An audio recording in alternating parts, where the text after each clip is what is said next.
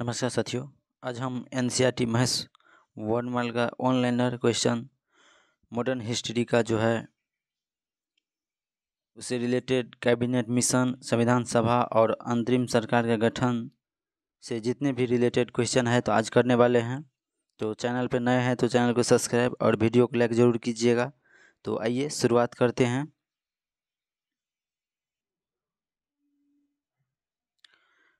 तो ब्रिटिश प्रधानमंत्री एटली जो है वो लेबर पार्टी के थे, जिसके द्वारा जो है भारतीय नेताओं से बातचीत करने के लिए एक संसदीय दल का गठन किया, जिसका नाम क्या था?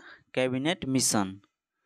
उसके बाद है कैबिनेट मिशन कब भारत आया था? तो 24 मार्च 1946 को आया था। तो ध्यान में रखिएगा, कैबिनेट मिशन जो है भारत कब आया? 24 मार्च 1946 को आया था कैबिनेट मिशन भारत।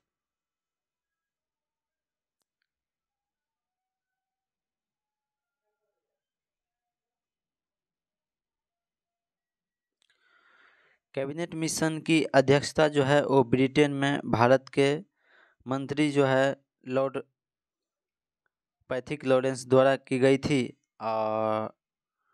और इसमें जो है दो अन्य सदस्य थे जो थे एस्टोफर्ड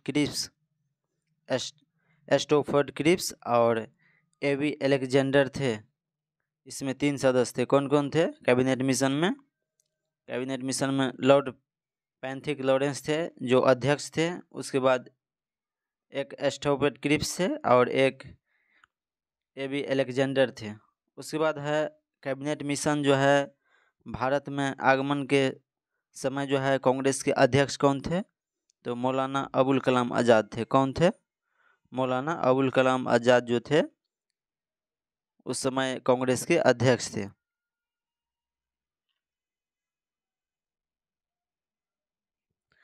कैबिनेट मिशन के आगमन के समय जो है भारत का वायसराय कौन था? लॉर्ड वेवेल थे। उसके बाद है कांग्रेस के किस प्रमुख नेता द्वारा जो है कैबिनेट मिशन का पूर्ण समर्थन किया गया था? तो महात्मा गांधी के द्वारा जो है पूर्ण समर्थन किया गया था कैबिनेट मिशन को।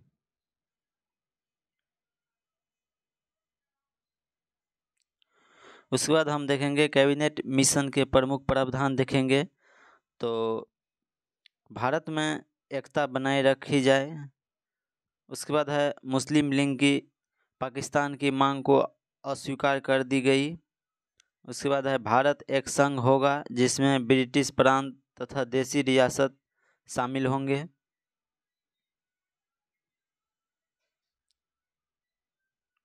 उसके बाद संविधान सभा का गठन किया जाएगा जिसमें प्रांतीय विधानसभा तथा देसी रियासतों के जो है प्रतिनिधि शामिल होंगे उसमें। ये सभी प्रावधान जो है कैबिनेट मिशन का था।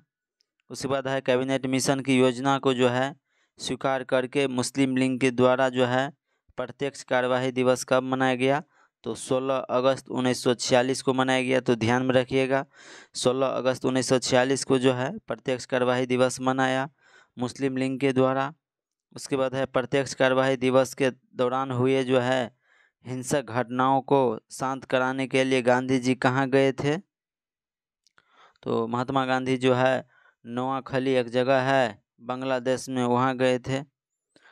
उसके बाद है नोआखली में जो है गांधी जी के विवेक एवं साहस को देखकर जो है माउंटबेटन द्वारा उन्हें कौन सी उपाधि दी गई थी? तो वन मैन बाउंड्री फोर्स की जो है उपाधि महात्मा गांधी को दिए थे माउंटबेटन के द्वारा।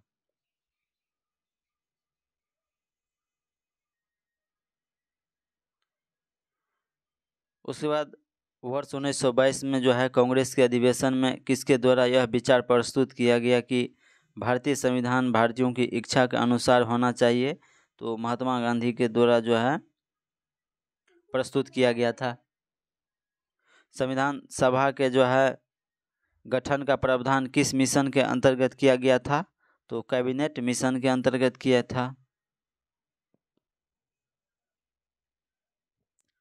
कैबिनेट मिशन योजना के अनुसार जो है जुलाई 1946 में संविधान सभा के चुनाव हुए थे, जिसमें जो है प्रांतों के लिए जो है 296 सदस्य के लिए ही ये चुनाव हुए थे और कांग्रेस के जो है 208 और मुस्लिम लीग के जो है 73 तथा 15 जो है अन्य दल और स्वतंत्र उम्मीदवार निर्वाचित हुए थे।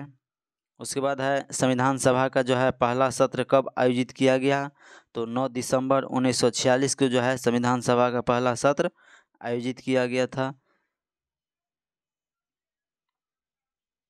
उसके बाद है 9 दिसंबर 1946 को संविधान सभा के द्वारा जो आयोजित हुआ था, जिसका अस्थायी सदस्य कौन थे, तो डॉक्टर सच्चिदानंद सिन्हा थे अस्थायी सदस्य।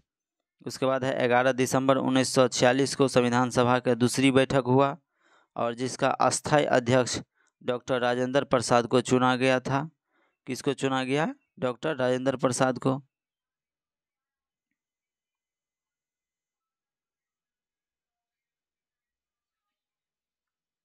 उसके बाद है वायसराय बेबेल द्वारा किसे अंतरिम सरकार बनाने का जो है निमंत्रण दिया था, तो पंडित जवाहरलाल नेहरू को जो है वो दिए थे।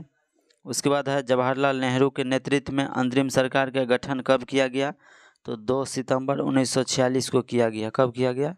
2 सितंबर 1946 को।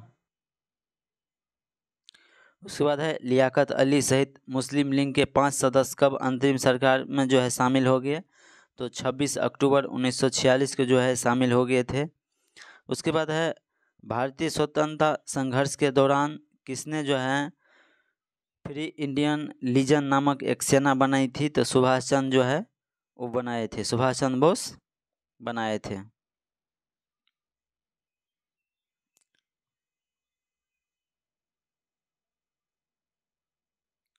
उसके बाद देखेंगे हम अंतरिम सरकार का जो है मंत्रिमंडल में कौन से विभाग किस सदस्य के पास थे, तो सबसे पहले हम देखेंगे पंडित जवाहरलाल नेहरू को, तो उसके पास जो है कार्यकारी परिषद के उपाध्यक्ष, उसके बाद विदेश मामला और राष्ट्रमंडल से संबंधित मामला जो है पंडित जवाहरलाल नेहरू के पास थे। उसके बाद हम देखेंगे वल्लभ भाई पटेल के पास जो है गृह सूचना एवं प्रसार विभाग तथा रियासत संबंधी मामला जो है वल्लभ भाई पटेल के पास थे। उसके बाद हम देखेंगे बलदेव सिंह जो रक्षा विभाग थे वो बलदेव सिंह के पास थे। उसके बाद जॉन मथाई, इसके पास जो है उद्योग एवं आपूर्ति विभाग थे। उसके बाद है श्री राजगोपालाचारी के पास शिक्षा विभाग थे, श्री राजगोपालाचारी के पास शिक्षा विभाग थे।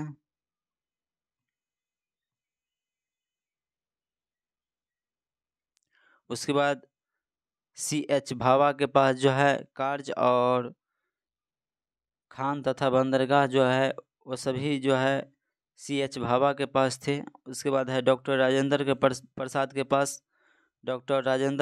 के पास जो है खाद्य एवं कृषि विभाग थे। तो ध्यान में रखिएगा, एक क्वेश्चन जो है BPSC TRU1 जो एग्ज़ाम हुआ था 1 to 5 का, उसमें पूछे गए क्वेश्चन है।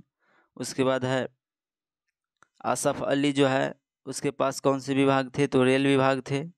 उसके बाद है जगजीवन राम, उसके पास जो है श्रम विभाग थे। ध्यान में रखिएगा, एक क्वेश्चन BPSC TRU2 में जो एग्ज़ाम हुआ 1 to 5 वाला, इसमें पूछे हुए हैं। उसके बाद है लियाकत अली खान, इसके पास जो है वित्त विभाग थे। तो ध्यान में रखिएगा, लियाकत अली के पास कौन से विभाग थे? वित्त विभाग थे। लेकिन डॉक्टर राजेंद्र प्रसाद के पास खाद्य एवं कृषि विभाग, और जगजीवन राम के पास कौन से विभाग थे? श्रम विभाग थे। तो ध्यान में रखिएगा।